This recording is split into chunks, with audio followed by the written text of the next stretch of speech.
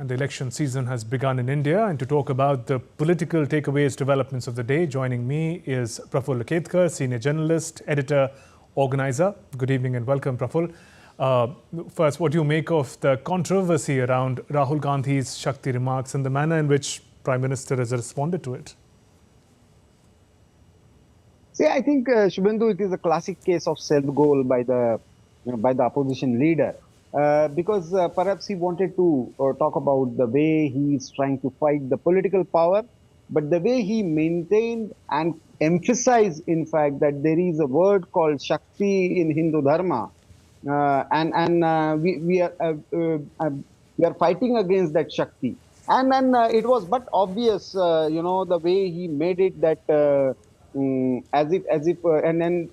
this has been, now a kind of a regular feature where he is making such remarks which are turning out to be self-goals, and Prime Minister used it to the maximum benefit. And he said, when we are trying to put best foot forward when it comes to the on the one hand the women-led development, on the other hand the way we are trying to the idea of Shakti is very sacred in Indian tradition.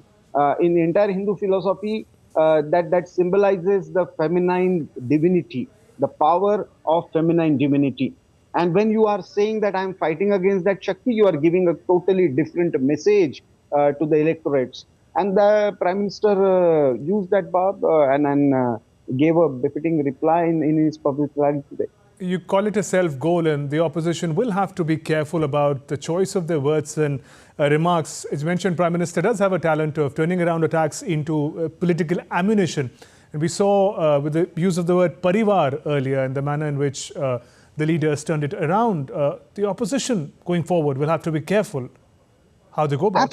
Absolutely. Not this time. Shubhendu, every time opposition tried to, when opposition called him chaiwala, a tea vendor or a tea seller, he used it proudly, and in fact he started his campaign as Chai Pe Charcha, a discussion over a cup of tea, and it became such a popular campaign in 2019 election when there were accusations around Rafale deal, and when the Bab was Chaukidar Chor hai, the guard himself is a thief, and he again turned it into a campaign slogan, and every popular hashtag, all the IDs on various social media platforms became like Main Bhi Chaukidar. So everybody started, actually joining the campaign. And this time when opposition parties, one of the opposition leaders said he doesn't have a family. So he was actually, when Prime Minister talked about the dynastic politics and people actually trying to protect the politics of their own children, the opposition counter was, oh, he anyway doesn't have a family, so how can he bother? And he said, entire nation is my family. And on the next day, there was a train called, I'm also member of Modi's family. So he has always turned these kind of allegations. See, the problem is, Prime Minister has, asking a mandate on the basis of his government's performance on the one hand, and two, on his ideas about 2047 developed India. Now, ideally, it should be for the opposition to come out with an alternative. What do they think about next 25 years vision for India? Instead of that, they are trying to make certain allegations and accusations, and which are turning out to be disastrous for the opposition party, and that's why apparently this election in just the beginning of its campaign mode, but Prime Minister Modi already has taken a lead when it comes to the campaign and the communicating with the common voters. And if we look at the list of allegations made by the opposition, once again on top, it appears, comes the EVMs. This is apparently what Rahul Gandhi was trying to attack. But this allegation hasn't got them any traction in the previous elections. How could they achieve a different result this time over? Shivendu, not just among electorates. Supreme Court of India, the highest court, has also rejected the petition challenging. See, interestingly, it was the Congress party that has brought this technology, and it is one of the best technologies that we have introduced. World over, still many countries, even the so-called developed countries, are going via paper ballot. We are the ones who have, developed this unique machine with unique code where, a voter can register his or her vote, and there is a VVPAT technology where randomly we can just pick up the voter number and cross verify where the so that technological thing should be a matter of pride, and everywhere our election commission, because in this process what is happening, you are not just okay, you as a opposition party, you have to question the government policies, and that is the crux of democracy. But when you say the the life of a person in power lies in EVM, you are indirectly questioning the entire process of democracy and democratic institution, even the institutions like Election Commission of India. I think that kind of negative politics, that kind of politics of pessimism and negation is not going to work. What people perhaps looking at is a national level alternative with a national vision. Unfortunately, Congress party and its allies are not they are not able to provide that alternate vision, which is in tune with the national aspirations. And Prime Minister Modi is actually trying to address whether youth, whether people residing in rural India, especially women, he is trying to address their aspirations. And when you are doing aspirational politics, people tend to connect with you and your agenda.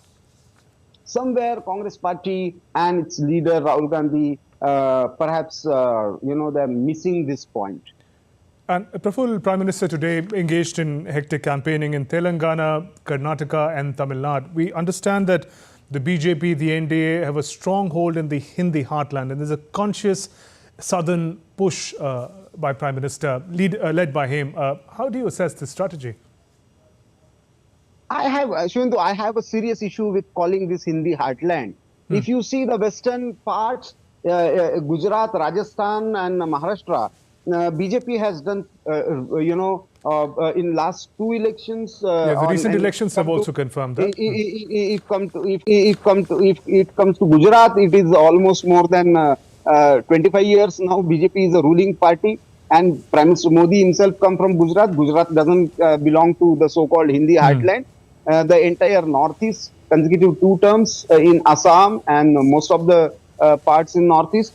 It is the southern part where the 2 things. One, the strong presence of regional parties, and 2, there some kind of language barrier when it comes to the communication. Now, what has changed?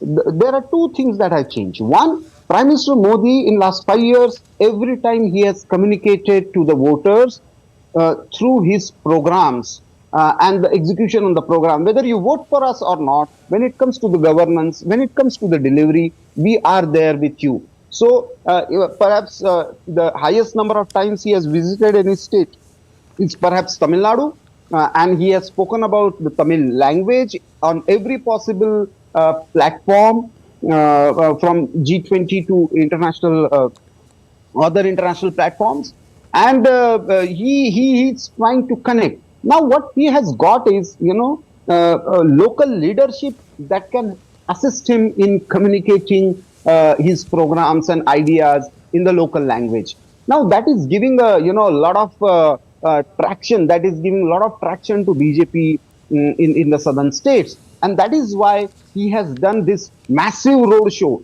Coimbatore and Tirupur, these are the areas where BJP had conventionally done better than other areas.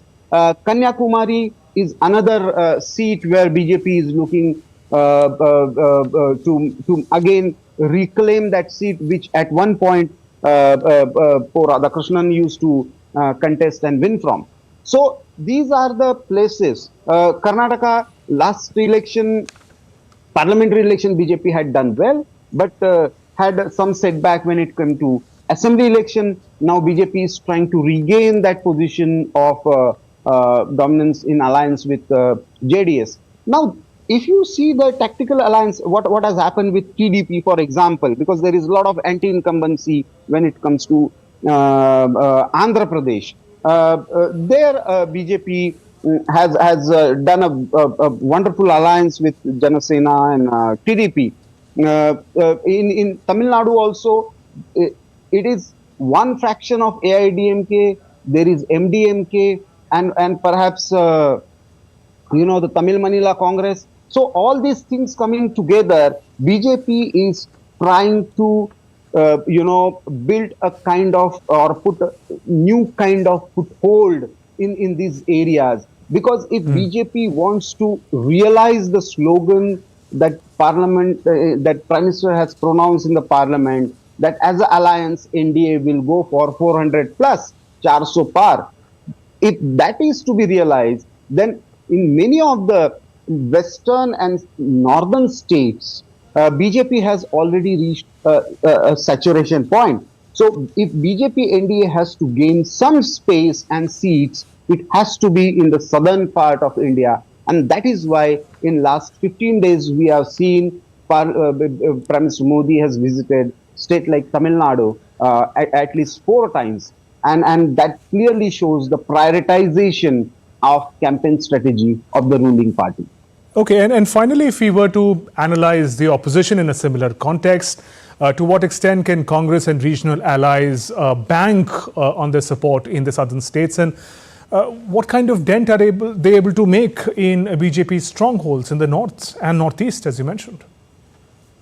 See, originally idea when it started 10 months back, when they formed some kind of alliance called Indie Alliance and under the leadership of Congress. The original idea was at least 200-250 seats they would be able to give 1-to-1 contest to BJP. So there would not be any triangular contest.